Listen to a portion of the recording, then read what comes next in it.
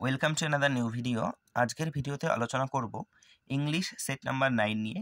এর আগের 8টা সেট যদি তোমরা না দেখে থাকো, আমি তার লিঙ্ক ডেসক্রিপশন বক্সে দিয়ে দিচ্ছি, সেখান থেকে দেখে নিও। এই যে সেটগুলো আলোচনা করছি, এই সেটগুলো গ্রাম পঞ্চায়েত থেকে শুরু করে এসএসসি এমটিএস পরীক্ষার জন্যও খুবই হেল্পফুল।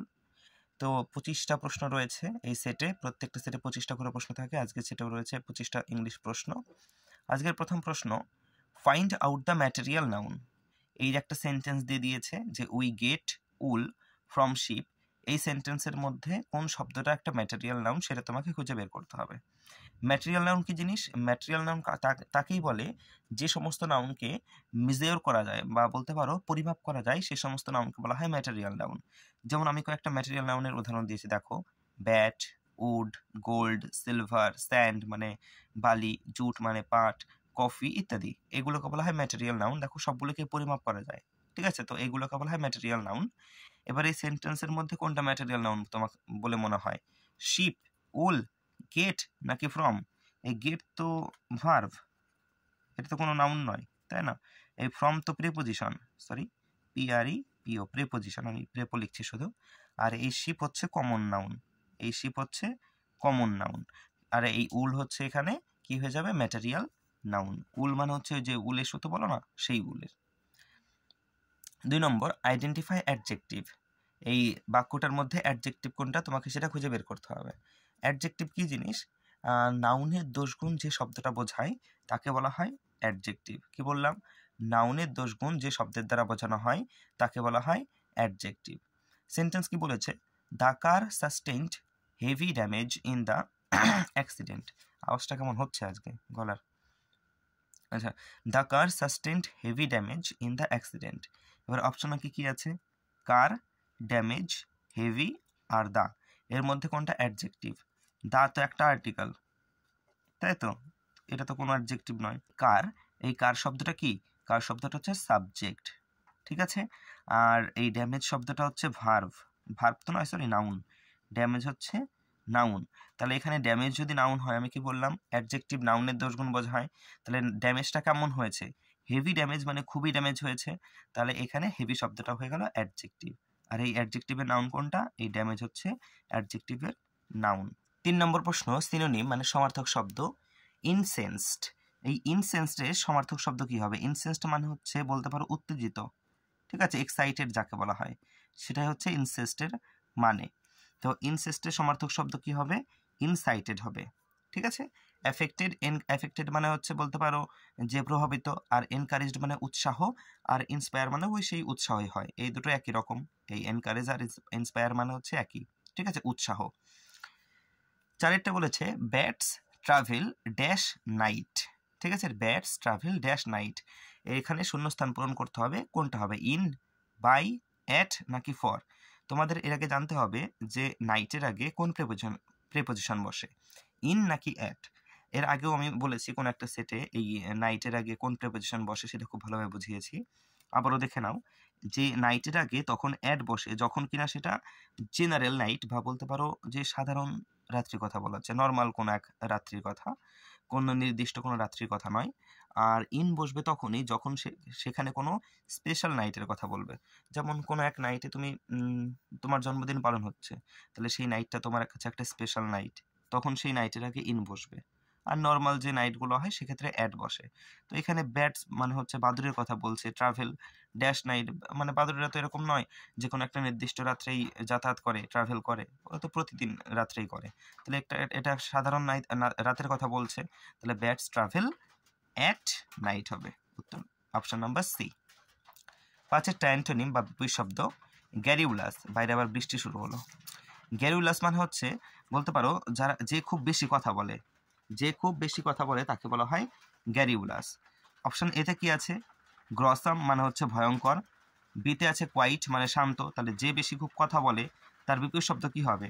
শান্ত, তাহলে উত্তরে যাবে এইটা। আর ক্রিয়েটিভ মানে হচ্ছে বলতে পারো সৃষ্টিশীল। আর এক্সাজারেটেড মানে হচ্ছে ক্ষতিকারক, এক্সাজারেটেড মানে ক্ষতিকারক। 6টা, he fishes with dash success than I do. শূন্যস্থানে কি বসবে? গ্রেট, গ্রেটেস্ট, গ্রেটার নাকি কোনোটাই বসবে না? আচ্ছা, এখানে দেখো সবগুলো ডিগ্রি দেওয়া আছে, গ্রেটের ডিগ্রির ফর্ম। গ্রেট হচ্ছে এটা কি পজিটিভ ডিগ্রি, গ্রেটার হচ্ছে কম্পারেটিভ ডিগ্রি, আর গ্রেটেস্ট হচ্ছে সুপারলেটিভ ডিগ্রি। তো এখানে কোন ডিগ্রি বসবে? এখানে কম্পারেটিভ ডিগ্রি বসবে। কি করে বুঝলাম? দেখো এখানে দেন আছে, দেন কি করে? তুলনা করে, দুটো জিনিসের মধ্যে বা কোনো জিনিসের মধ্যে একাধিক জিনিসের মধ্যে তুলনা বোঝায়। তো এখানে দেন যেহেতু কম্পারেটিভ ডিগ্রির কথা বলেছে, তো এখানেও কম্পারেটিভ ডিগ্রির ফর্মটা বসবে। তাহলে গ্রেটের কম্পারেটিভ ডিগ্রি কি হয়? গ্রেটার হয়। তাহলে এখানে উত্তর হয়ে যাবে অপশন নাম্বার সি। সাতেরটা সিনোনিম, পার্সপিকাশিয়াস। পার্সপিকাশিয়াস মানে হচ্ছে বলতে পারো কি বলবো, তীক্ষ্ণ দৃষ্টি বলতে পারো। পার্সপিকাশিয়াস মানে তীক্ষ্ণ দৃষ্টি, ঠিক আছে। তো এর সিনোনিম কি হবে? ব্যাড মানে তো খারাপ জানোই, ক্লিয়ার মানে তো স্পষ্ট, আর হ্যাজি মানে হচ্ছে অস্পষ্ট, আর স্ট্রিউড মানে হচ্ছে তীক্ষ্ণ বা বিচক্ষণ। তো যদি বলো পার্সপিকাশিয়াসের সিনোনিম কি হবে, তাহলে সিনোনিম হয়ে যাবে অপশন নাম্বার ডি, স্ট্রিউড। আসলে ঘুমিয়ে গেছিলাম তো, তাই গলার আওয়াজটা যেন একটু কেমন কেমন লাগছে, মনে হচ্ছে বেঁধে যাচ্ছে কথাগুলো। ঘুমিয়ে গিয়েছিলাম, হঠাৎ করে মনে পড়েছে যে ওই ঘুমের ঘরেই, ঠিক আছে, হঠাৎ করে মনে পড়ছে যে ভিডিও বানানো তো হয়নি, মানে পুরোটা ঘুমায়নি, ওই অর্ধেক ঘুম এসেছে এরকম ভাব হয়েছে, আবার উঠে গেছি যে ভিডিও বানানো হয়নি বলে, ভিডিও বানানোর জন্য। 8 নম্বর বলেছে সিনোনিম সমার্থক শব্দ, ইন্টেরিম। এর সমার্থক শব্দ কি হবে? ইন্টেরিম মানে বলতে পারো অস্থায়ী, ঠিক আছে, অস্থায়ী মানে যেটা পার্মানেন্ট নয়। তাহলে এর সমার্থক শব্দ কি হবে? টেম্পোরারি হয়ে যাবে। তোমরা জানো টেম্পোরারি মানে হচ্ছে অস্থায়ী, আর পার্মানেন্ট মানে স্থায়ী। এর বিপরীত শব্দ হচ্ছে পার্মানেন্ট হয়, আর সমার্থক শব্দ হচ্ছে টেম্পোরারি। আর এগুলোর মানে তো জানোই যে টাইমলি, ইন্টারফেল, তারপরে ইন্টারনাল, ইন্টারফেল, এগুলো আর বলার দরকার নেই। গোলমাল বেঁধে যাচ্ছে, ঘুম পেয়ে গেছে চোখে। 9টা one who is difficult to please means, ঠিক আছে, এটা একটা বলতে পারো এক কথায় প্রকাশ। এটার মানে যদি বলি তাহলে এরকম হয় যে one who is difficult to please মানে যাকে কি বলবো, সন্তুষ্ট করা খুব কঠিন, তাকে কি বলা হয় এক কথায়? সেলিব্রেট মানে হচ্ছে অবিবাহিত ব্যক্তি, মানে যে বিয়ে করেনি যে ব্যক্তি। ইগোইস্ট মানে স্বার্থপর ব্যক্তি বা অহংকারী ব্যক্তি। ফার্স্ট ডিভার্স মানে হচ্ছে খুঁতখুঁতে, যেটা আমাদের উত্তর, ঠিক আছে। খুঁতখুঁতে ব্যক্তি মানে সবসময় খুঁতখুত করবে, তাকে একদম সবকিছু একদম ঠিকঠাক করে দিলেও তার মধ্যে একটা খুঁত ভাব থাকবে যে না, হয়নি হয়নি, এরকম কিছু একটা ভাব। হস্টিলিটি মানে হচ্ছে শত্রুতা বা বৈরিতা। 10টা নাইদার শি নর আই ড্যাশ অ্যাট হোম, এখানে কি হবে? শূন্যস্থানে ওয়ার, হ্যাজ বিন, ওয়াজ নাকি বি? এখানে একটু শেখার জিনিস আছে, দেখো নাইদার নর দিয়ে যখন দুটো সাবজেক্ট অ্যাড থাকবে, দেখো এখানে শি একটা সাবজেক্ট, আই একটা সাবজেক্ট, আর যখনই এরকম নাইদার নর দিয়ে দুটো সাবজেক্ট অ্যাড থাকবে বা যুক্ত থাকবে, তখন এখানে তো ভার্ব তো কি অনুযায়ী বসে? সাবজেক্ট অনুযায়ী বসে। তাহলে আমাকে সাবজেক্ট বসাতে গেলে এই আই অনুযায়ী বসাবো, নাকি সি অনুযায়ী বসাবো, নাকি দুটো অনুযায়ী বসাবো? ঠিক আছে, মনে রাখবে যখন যেরকম নাইদার নর দিয়ে কোনো সাবজেক্ট যুক্ত থাকবে, তখন ঠিক ভার্বের আগে যে সাবজেক্টটা থাকবে সেই সাবজেক্ট অনুযায়ী আমাদের ভার্ব বসবে। তাহলে এখানে ভার্ব হবে, ভার্বের আগে কি আছে? নিশ্চয়ই সি নেই, আই আছে। তাহলে আই অনুযায়ী আমাদের এখানে ভার্ব বসবে। আয়ের পরে অয়ার হয় না, আয়ের পরে হ্যাজ বিনও হয় না, মানে হ্যাজ হয় না, তোমরা জানো আয়ের পরে হ্যাভ হয়। আয়ের পরে এখানে বি হবে না, আয়ের পরে ওয়াজ হবে, ঠিক আছে। তাহলে উত্তর হয়ে যাবে এখানে নাইদার শি নর আই ওয়াজ অ্যাট হোম। অনেকে কি করবে যে এখানে শি আবার আই আছে, দুজনের কথা বলেছে, তাহলে এটা প্লুরাল ভার্ব হওয়া দরকার, সেই অনুযায়ী ওয়ার বসিয়ে দেবে, কিন্তু সেটা ভুল। 11টা অ্যান্টোনিম মানে বিপরীত শব্দ, অ্যামেচিওরিস, ঠিক আছে, ম্যাচিউরিস, এরকম উচ্চারণ হবে ম্যাচিউরিস। ম্যাচিউরিস মানে হচ্ছে অদক্ষ, ঠিক আছে, অদক্ষ মানে এক্সপার্ট নয়। তাহলে এর বিপরীত শব্দ কি হবে? এক্সপার্ট বা স্কিল্ড, দক্ষ, সিজেন্ড, তারপরে প্রফেশনাল, ট্রেন্ড, এগুলো এর বলতে পারো সমার্থক শব্দ, ঠিক আছে। এই ট্রেন্ড, প্রফেশনাল এগুলো হচ্ছে সমার্থক শব্দ, আর অ্যান্টোনিম হচ্ছে স্কিল্ড। 12টা সিনোনিম সমার্থক শব্দ, প্যারাসাইট। প্যারাসাইট বলতে পারো পরাশ্রয়ী, মানে অপরকে আশ্রয় করে যে বেঁচে রয়েছে তাকে বলা হয় পরাশ্রয়ী। তাহলে এর সমার্থক শব্দ হয়ে যাবে অন দ্যাট ক্লিংস। এটার মানে হচ্ছে পরাশ্রয়ী, মানে অন্যের উপর নির্ভর করে যে বেঁচে আছে তাকে বলা পরাশ্রয়ী। আর এটা মনে রাখবে যে এক্সটারমিনেটর মানে হচ্ছে নির্মূলকারী বা বলতে পারো যে রিমুভার, ঠিক আছে, যে একদম রিমুভ করে দেয় তাকে বলা হয় এক্সটারমিনেটর। আর ডিজিজ মানে তো জানোই, ডিজিজ মানে রোগ। আর লস অফ মোশন মানে হচ্ছে গতি হারিয়ে ফেলা, তাকে বলা হয় এ লস অফ মোশন। 13টা আইডেন্টিফাই দ্য টেন্স। এখানে যে বাক্যটা বলেছে এটা কোন টেন্স সেটা তোমাকে বলতে হবে। কি বলেছে, he is always found reading the news paper.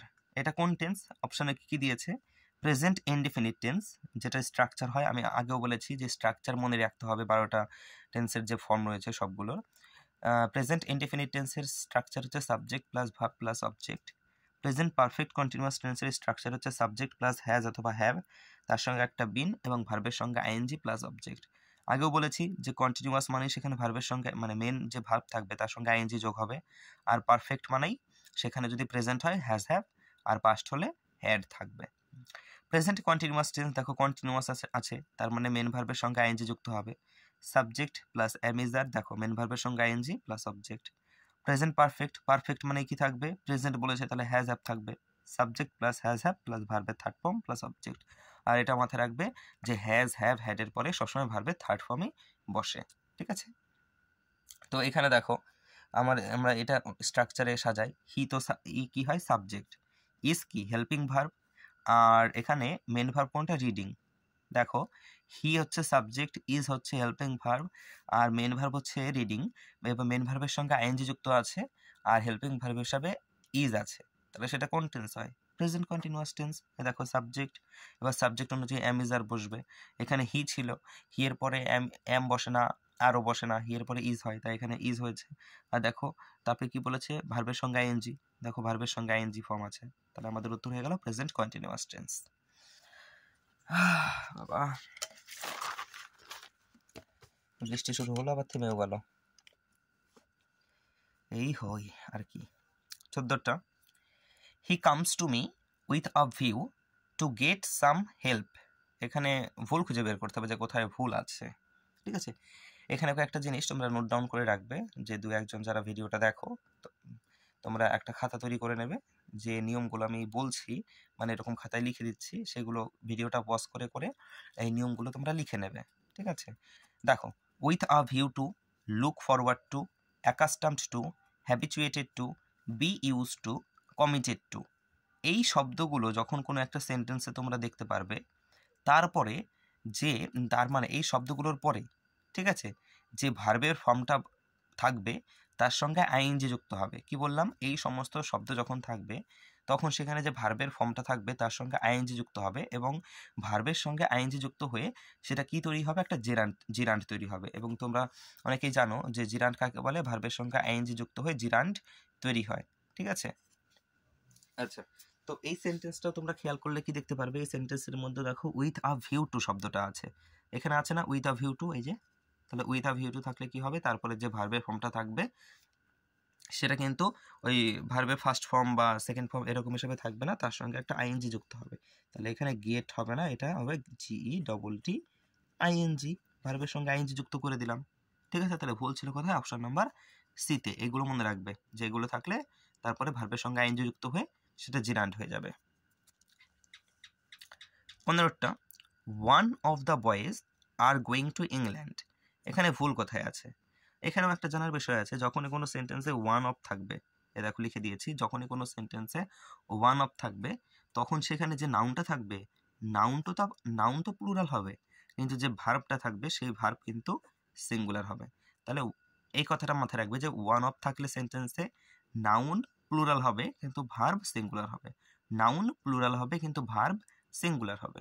এখানে ওয়ান অফ আছে, এবার বয়েসটা হচ্ছে নাউন, দেখো এস আছে সঙ্গে যুক্ত, তাহলে এটা তো প্লুরাল আছে, কিন্তু এরপরে যে ভার্বটা থাকবে কি হবে, ভার্বটা সিঙ্গুলার হবে, কিন্তু আর তো একটা প্লুরাল ভার্ব, তাহলে আর এখানে ভুল আছে, এখানে ইজ হবে কথাটা, তাহলে ভুল কোথায় আছে, অপশন নাম্বার বিতে, ঠিক আছে বাবা। আচ্ছা, তোমরা একটা কমেন্ট করে জানিও তো যে আমি এই যে প্রশ্নগুলো করাই, এই প্রশ্নগুলো তোমাদের কি মানে বেশি কঠিন লাগে নাকি বেশি সহজ লাগে, নাকি তোমাদের কি মনে হয় যে ঠিকঠাকই আছে, এটা কমেন্ট করে জানিও তো।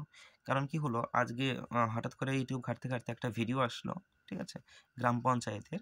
তো সেইখানে কি দেখলাম যে এত সোজা সোজা মানে এত লো লেভেলের প্রশ্নগুলো নিয়েছে, তো দেখে আমার একটু কেমন লাগলো যে আমি কি তাহলে বেশি টাফ কোশ্চেন করিয়ে ফেলছি।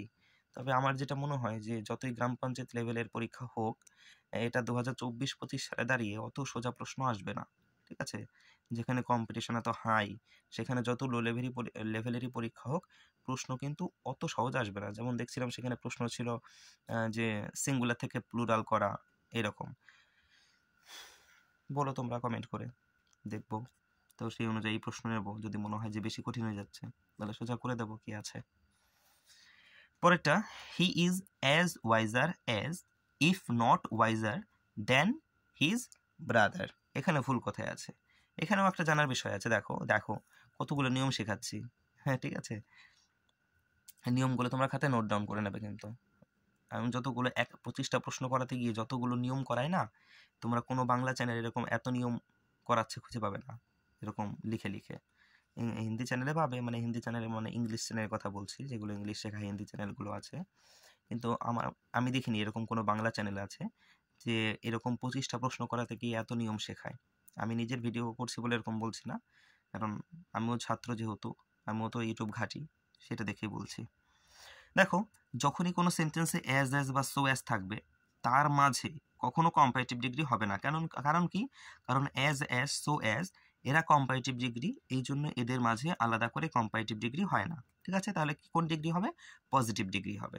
প্রশ্ন দেখো, এখানে অ্যাজ আর অ্যাজ আছে, তার মাঝে ওয়াইজারটা হচ্ছে কম্পারেটিভ ডিগ্রি। দেখো সবাই জানো ওয়াইজ এটা হচ্ছে পজিটিভ ডিগ্রি, ওয়াইজার এটা হচ্ছে কম্পারেটিভ ডিগ্রি, আর ওয়াইজেস্ট এটা হচ্ছে সুপারলেটিভ ডিগ্রি। তো এখানে ওয়াইজার শব্দটা হবে না, কি হবে? ওয়াইজ হবে, তাই তো? অ্যাজ কম্পারেটিভ ডিগ্রি, আর অ্যাজ এর মাঝে কম্পারেটিভ ডিগ্রি হয় না, পজিটিভ ডিগ্রি হয়। আমি ওয়াইজ বসিয়ে দিলাম, তাহলে ভুল কোথায় ছিল? অপশন নাম্বার বিতে, এইটা। 17টা, এই নিয়মটা আমি আগেও করিয়েছি। দো ডিফিকাল্ট ইট ইজ, না করাইনি মনে হয় এটা, যাই হোক মনে পড়ছে না ঠিকঠাক। Though difficult it is but I will do it at any cost. ঠিক আছে, কোস্ট তো না, এনি কস্ট। মনে রাখবে এখানে দো অলদো, যখনই কোনো সেন্টেন্সে দো অলদো দেখবে তখনই তোমাদের মাথায় যেন চলে আসে যে দো অলদোর পরে সবসময় ইয়েট হবে, বাট হবে না। আর যদি ইয়েট না হয় তখন সেখানে একটা কমা ব্যবহার করতে হবে। আর এই দো অলদো কিন্তু একটা কন্ট্রাডিক্টরি সেন্টেন্স, মানে দো অলদো যেখানে বসবে সেই সেন্টেন্সটা একটা কন্ট্রাডিক্টরি বা কন্ট্রাস্ট হবে। ঠিক আছে, আর দো অলদো যদি বলো কোন পার্টস অফ স্পিচ, তাহলে বলবো দো অলদো যেমন প্রিপোজিশন হয় তেমন কনজাংশনও হয়। ঠিক আছে, আচ্ছা এবার চলে আসো প্রশ্নে। দেখো দো আছে, কিন্তু এখানে দেখো বাট আছে, আর এখনই দেখলাম যে দো এর পরে বাট হয় না, তাহলে এখানে বাট শব্দটা হবে না, এখানে হবে ওয়াইইটি ইয়েট। তাহলে ভুল আছে কোথায়? অপশন নাম্বার বিতে। বাবা, গলা শুকিয়ে যাচ্ছে বারবার, কি জানি কেন।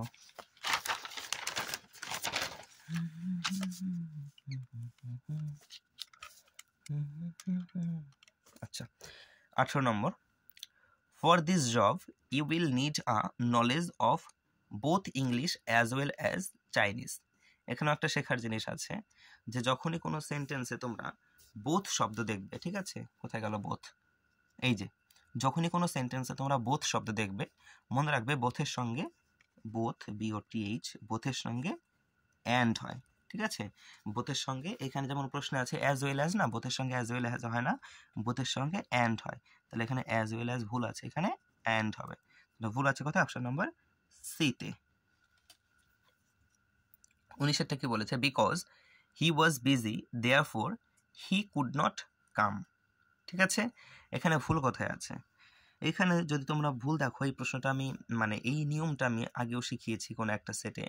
যখনই কোনো সেন্টেন্সে অ্যাজ, বিকজ বা সিন্স দেখবে তখন সেই সেন্টেন্সে দেয়ার ফোর, দাস এই সমস্ত শব্দগুলো হয় না, তাহলে এখানে দেয়ার ফোরটা হবে না। তাহলে ভুল কোথায় আছে? অপশন নাম্বার বিতে। 20 প্রশ্ন, as he was busy thus he could not come.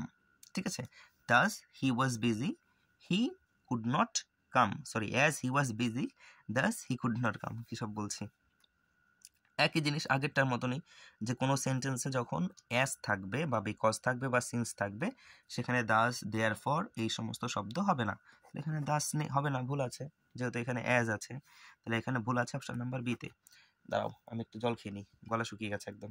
Edit করবো না, তাই একটু ওয়েট করতে হবে, মানে তোমরা এই স্কিপ করে চলে যাও সামনে, তাহলেই হবে।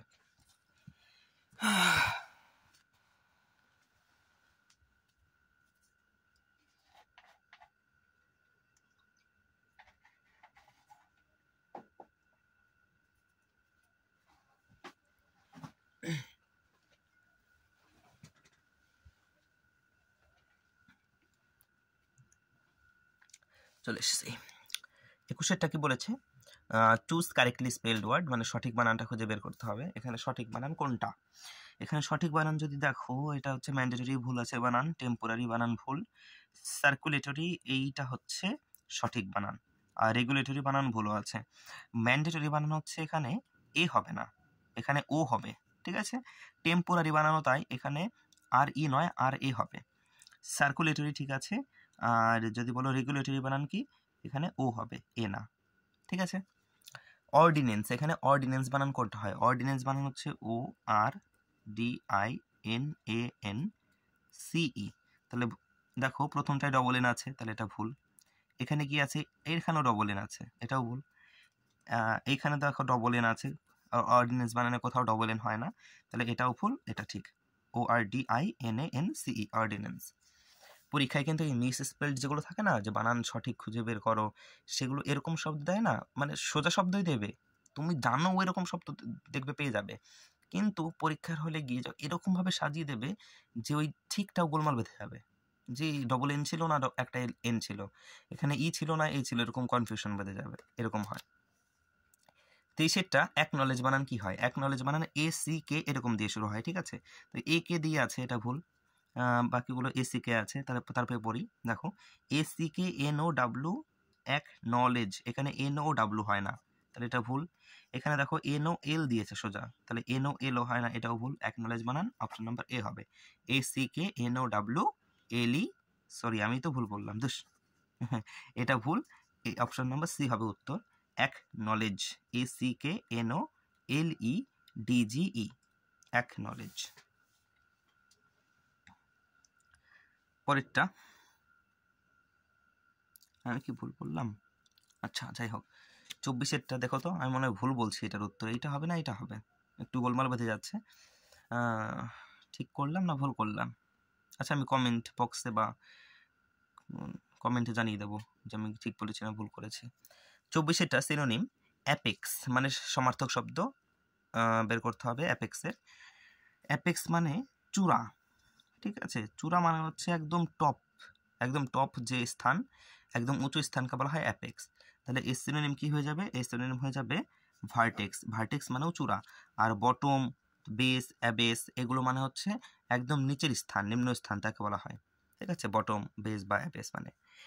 লাস্ট কোশ্চেন অ্যান্টোনিম নাদির, এই নাদির মানে হচ্ছে একদম নিম্ন স্থান, ঠিক আছে, বা নিচু স্থান বলতে পারো, নিম্ন স্থান বা নিচু স্থান। তাহলে এর বিপরীত শব্দ কি হবে, উঁচু স্থান, জেনিথ মানে হচ্ছে উঁচু স্থান।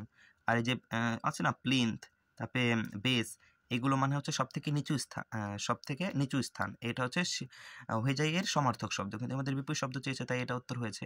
আর রিফাইন্ড মানে হচ্ছে সভ্য, ঠিক আছে, দন্ত সব হয়ে যায় ফলা সভ্য, ঠিক আছে, কালচার্ড যাকে বলা হয়, বা বলতে পারো পলিশড, রিফাইন্ডের সমার্থক শব্দ করিয়েছি আগে, রিফাইন্ডের সমার্থক শব্দ অনেক। তো এই ছিল 25টা প্রশ্ন, আর আমার এইটাতে আমার ডাউট হচ্ছে, আমি মনে হয় ভুল করেছি, আমার মনে হচ্ছে যে উত্তর এইটা হবে, ঠিক আছে, উত্তর আমার মনে হচ্ছে এইটা হবে, আমি ভুলতে গিয়েছি, এটা না, উত্তর এইটা হবে, ঠিক আছে। আচ্ছা, তো এই ছিল 25টা প্রশ্ন, কেমন লাগলো জানিও, আর কিছু করতে বলবো না, ইচ্ছা হলে করবে, হ্যাঁ বাই।